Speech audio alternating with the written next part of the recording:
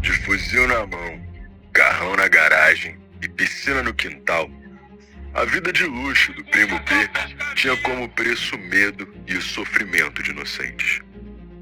Marlon Vitor Verling da Silva, líder da equipe Honda, apontado como um dos maiores ladrões de carros de luxo da Zona Sul. Também era peça-chave no tráfico do Morro dos Prazeres.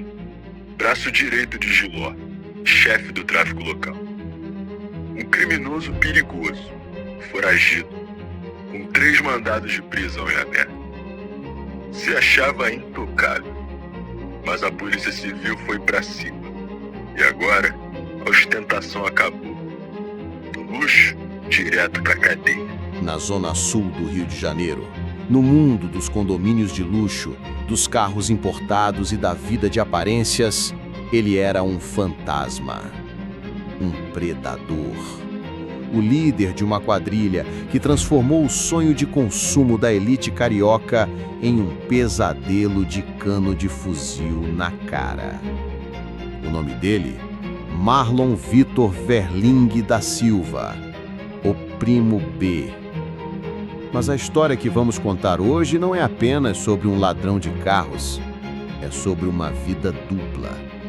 Porque o mesmo homem que comandava a equipe Honda no asfalto era também um príncipe herdeiro no morro, o braço direito de um dos assassinos mais brutais da história recente do Comando Vermelho.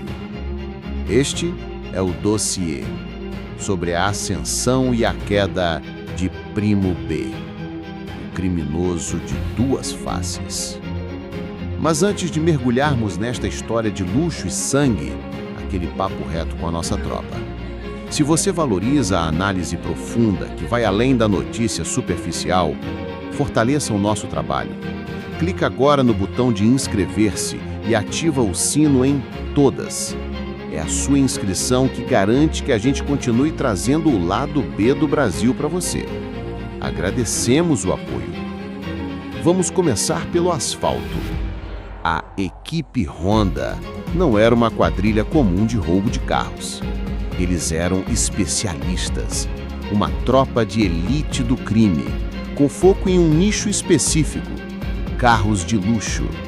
A área de atuação era o metro quadrado mais caro do Brasil: Leblon, Ipanema, Gávea, Lagoa. Agindo de forma rápida e violenta, eles se tornaram o terror dos proprietários de SUVs e sedãs importados. O nome Equipe Honda era uma referência direta aos carros da marca, especialmente o modelo Civic, que usavam para dar apoio e fuga nas ações. Primo B era o cérebro.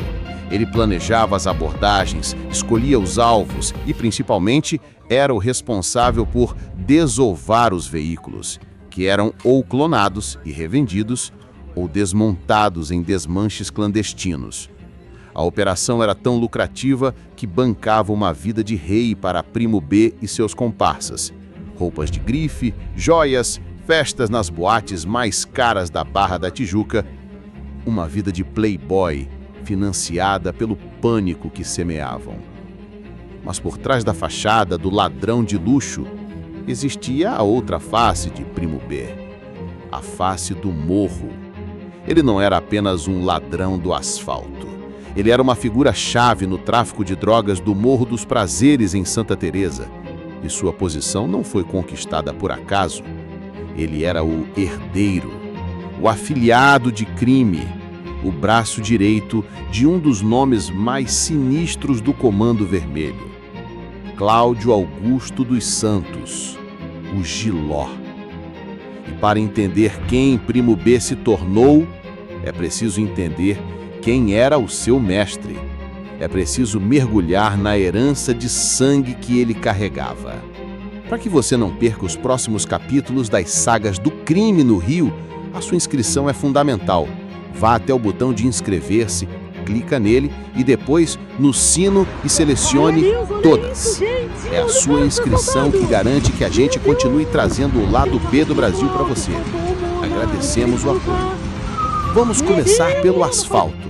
A equipe Honda não era uma quadrilha comum de roubo de carros. Eles eram especialistas, uma tropa de elite do crime, com foco em um nicho específico: carros de luxo. A área de atuação deles era o metro quadrado mais caro do Brasil: Leblon, Ipanema, Gávea, Lagoa. Agindo de forma rápida e violenta, eles se tornaram o terror dos proprietários de SUVs e sedãs importados. O nome Equipe Honda era uma referência direta aos carros da marca, especialmente o modelo Civic, que usavam para dar apoio e fuga nas ações. Primo B era o cérebro. Ele planejava as abordagens, escolhia os alvos e, principalmente, era o responsável por desovar os veículos, que eram ou clonados e revendidos ou desmontados em desmanches clandestinos. A operação era tão lucrativa que bancava uma vida de rei para Primo B e seus comparsas. Roupas de grife, joias, festas nas boates mais caras da Barra da Tijuca. Uma vida de playboy, financiada pelo pânico que semeavam. Mas por trás da fachada do ladrão de luxo, existia a outra face de Primo B, a face do morro. Ele não era apenas um ladrão do asfalto. Ele era uma figura-chave no tráfico de drogas do Morro dos Prazeres, em Santa Teresa. E sua posição não foi conquistada por acaso. Ele era o herdeiro, o afilhado de crime, o braço direito de um dos nomes mais sinistros do Comando Vermelho, Cláudio Augusto dos Santos, o Giló. E para entender quem Primo B se tornou, é preciso entender quem era o seu mestre. É preciso mergulhar na herança de sangue que ele carregava. Para que você não perca os próximos capítulos das sagas do crime no Rio, a sua inscrição é fundamental. Vá até o botão de inscrever-se, clica nele e depois no sino e selecione todas. É a sua inscrição que garante que a gente continue trazendo o lado B do Brasil para você. Agradecemos o apoio. Vamos continuar. Giló não era um traficante qualquer. Era um cão de guerra, um assassino com um desprezo absoluto pela vida humana. Em 2016, o nome dele explodiu no noticiário internacional. Roberto Bardella, um turista italiano que viajava de motoca pela América do Sul com um amigo, entrou por engano no Morro dos Prazeres. Giló e seus comparsas não hesitaram.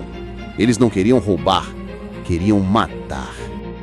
Acreditando que os turistas eram policiais por causa de uma câmera no capacete, eles executaram Roberto com um tiro na cabeça.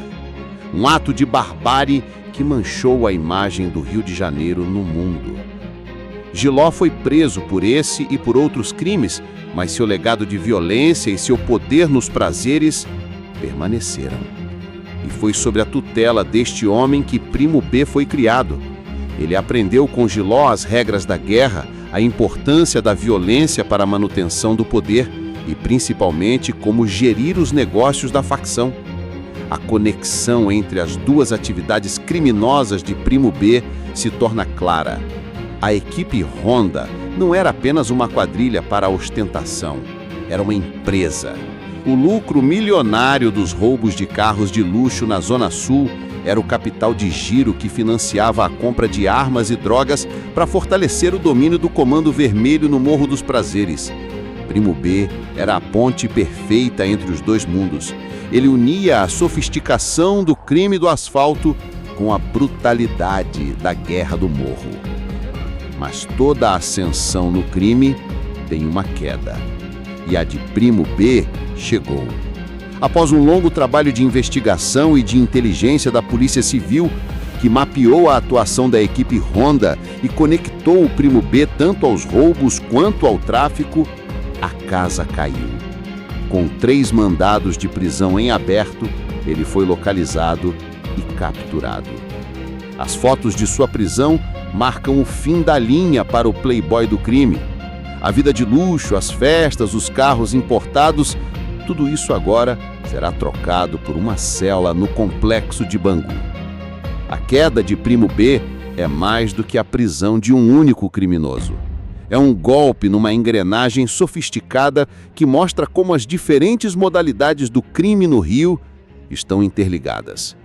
É a prova de que o mesmo homem que pode roubar o seu carro na porta de um restaurante de luxo pode estar usando o lucro para financiar uma guerra que mata inocentes a quilômetros de distância.